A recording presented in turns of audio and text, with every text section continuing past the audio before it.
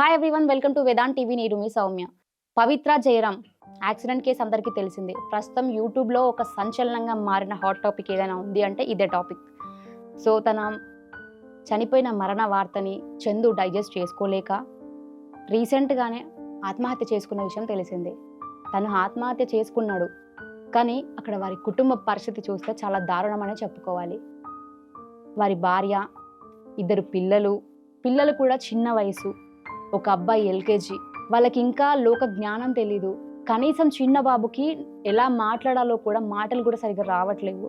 వాళ్ళ మమ్మీ దగ్గరికి వెళ్ళి నాన్న ఎప్పుడు వస్తాడు, నాన్నకు ఒక్కసారి ఫోన్ చెయ్యమ్మా అని అడుగుతుంటే ఆ తల్లి గుండె ఎంత తరించిపోయింది, అసలు ఎంత చలించిపోయి ఉంటుందంటారు.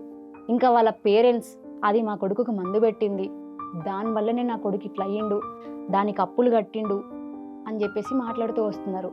ఒక పేపర్ కూడా మాకు దొరికింది అని చెప్పేసి కూడా మాట్లాడారు. ఈయన అప్పులు కట్టిండంట ఆమెకి. ఇవన్నీ కూడా చూస్తూ వచ్చినాం.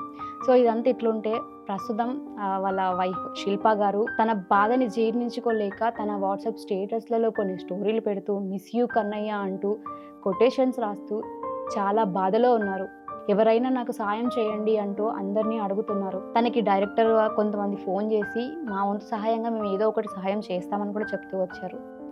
ఇంటికి చందు గారు ఉన్నప్పుడు కూడా నాకు మెయింటెనెన్స్కి మాత్రమే అమౌంట్ పంపించేవాళ్ళు.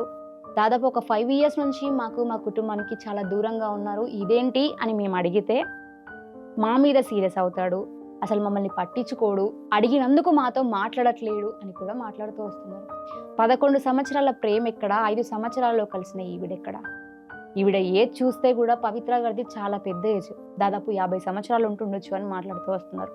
పవిత్ర 50 సంవత్సరాలు ఉన్న ఆవిడతో 35-36 సంవత్సరాలు ఉన్న చందుకి ఎఫ్ఐఆర్ ఏంటి? మళ్ళీ వీళ్ళిద్దరు పెళ్లి చేసుకున్నామని చెప్పేసి చెప్తూ వస్తున్నారు. పెళ్లి చేసుకున్నారు?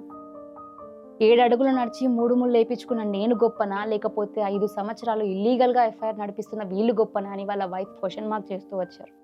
సో ప్రస్తుతం ఈ టాపిక్ వైరల్గా మారింది. సో దీనికి సంబంధించిన కొన్ని ఫోటోలు సోషల్ మీడియా తరపున శిల్ప గారు షేర్ చేస్తూ వచ్చారు. ప్రస్తుతం ఆ ఫోటోలు మనం ఇక్కడ డిస్ప్లే చేస్తాం, చూసేయండి.